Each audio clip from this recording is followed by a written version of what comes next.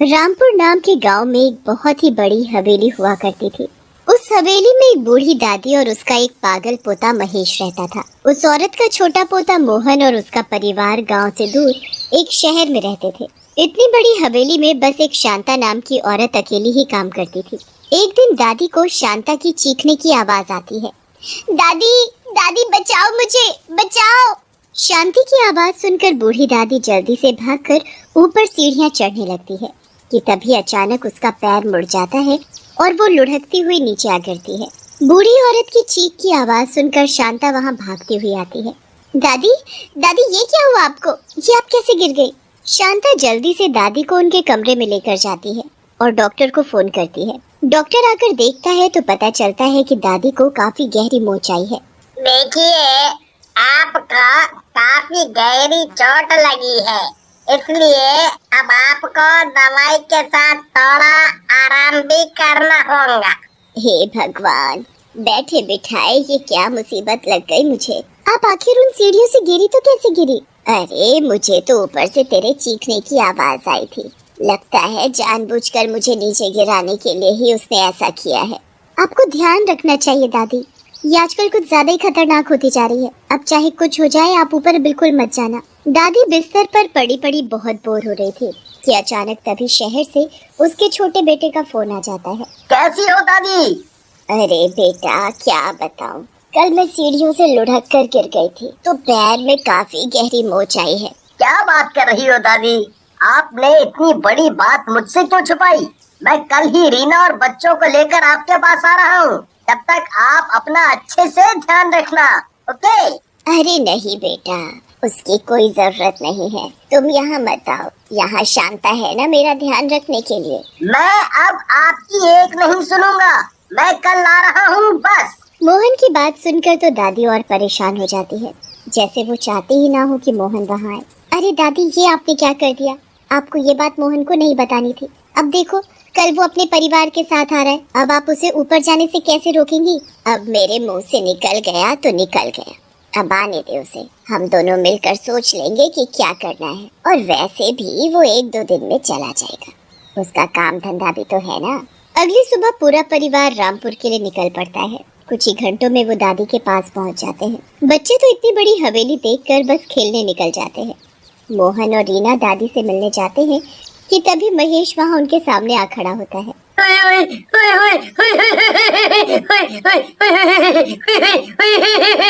मेरी शादी है, देखो देखो मेहमान भी आने लगे। चाचा ताई देखो देखो मेरी शादी में मेहमान आने लगे।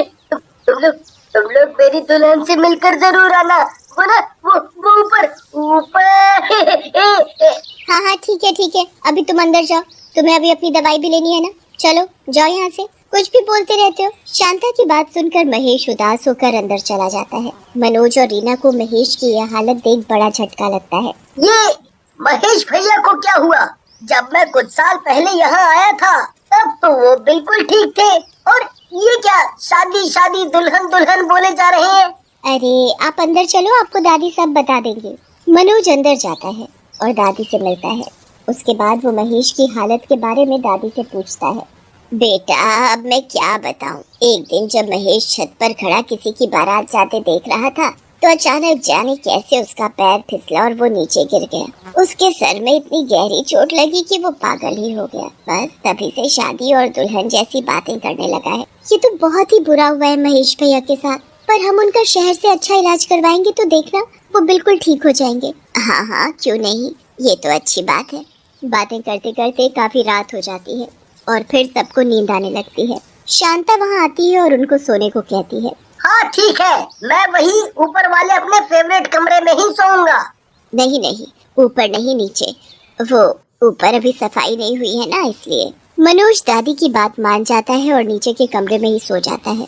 बच्चे भी उनके साथ वाले कमरे में सो जाते हैं। जब सब गहरी नींद में होते हैं और रात के करीब 12 बज रहे होते हैं तभी अचानक रिंकू को किसी के रोने की आवाज आती है। रिंकू इधर उधर देखता है पर वहाँ तो कोई भी नहीं होता।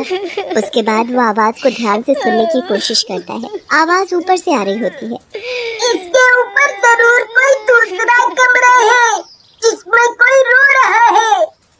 रिंकू ऊपर देख ही रहा होता है कि अचानक छत में से किसी चुड़ैल का हाथ निकलकर बाहर आ जाता है। वो हाथ धीरे धीरे रिंकू की तरफ बढ़ रहा होता है और उसे अपनी तरफ बुला रहा होता है। रिंकू की तो डर के मारे हालत बुरी हो जाती है। वो बड़ी मुश्किल से चिल्लाकर टीना को उठाता है और उसे वो चुड़ैल का हाथ दिखाता है, पर तब तक वो हाथ गायब हो चुका होता है। टीना को लगता है कि रिंकू उसे डराने के लिए ये सब कर रहा है, इसलिए वो इसकी बात को झूठ समझती है और वापस सो जाती है।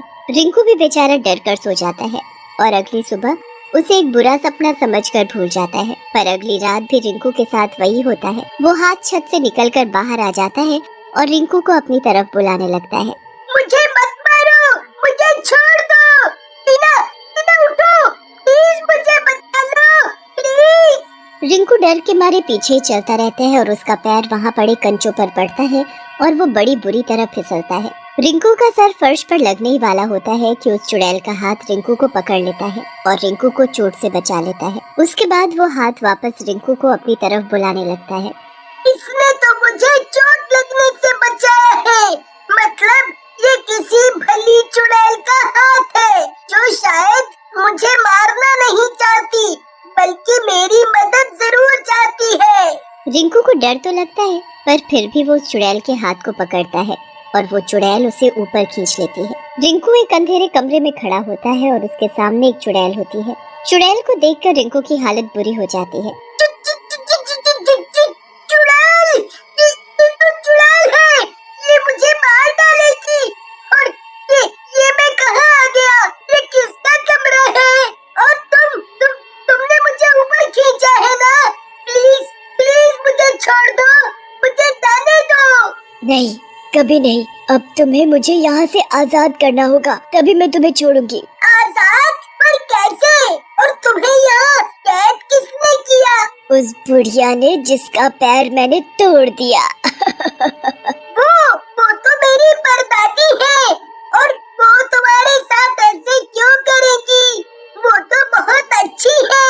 अच्छी? और वो उसकी वजह से ही तो मेरी आज ये हालत है, वरना मैं भी महेश के साथ आज खुश रह रही होती। चुड़ैल की बातें रिंकू को जरा भी समझ नहीं आती। वो तो बस बाहर जाने की जिद करता रहता है, पर चुड़ैल उसे कहीं भी बाहर नहीं जाने देती। अब अगले दिन सब रिंकू को ढूंढने लगते हैं, पर रिंकू का तो कुछ पता ही नहीं चलता। दादी और शांता अच्छे से समझ जाते हैं कि ये उस चुड़ैल का काम है, पर अब उन्हें ये समझ नहीं आता कि सबको वो क्या बोले और रिंकू को कैसे बचाए। अब बस एक ही जगह ढूंढने के लिए बचती है और वो होती है ऊपर वाला कमरा। मनोज ऊपर जाने लगता है तो शांता उसे रोक देती है और बहाने मारने लगती है। आखिर तुम लोग मुझे ऊपर क्यों नहीं जाने देते? ऊपर जाने में दिक्कत क्या है? मेरा बच्चा खोया है, मैं ऐसे हाथ पर हाथ रखकर नहीं बैठ सकता। मुझे रिंकू को जाकर ढूंढना होगा। मनोज जिद करके ऊपर चला जाता है, पर अब शांता उसे वो कमरा नहीं खोलने देती। मनोज को अचानक से उस कमरे से रिंकू की आवाज आती है। वो तो अब किसी की बात को सुनने को तैयार ही नहीं होता और कमरे का दरवाजा तोड़ देता है। कमरे के अंदर चुड़ैल और रिंकू को देख रीना और मनोज की तो सांसें अटक जाती हैं। मुझे पता था कि मेरा ऐसा करने से कोई इस कमरे का दरवाजा खोलेगा। अब मैं आजाद हो जाऊंगी।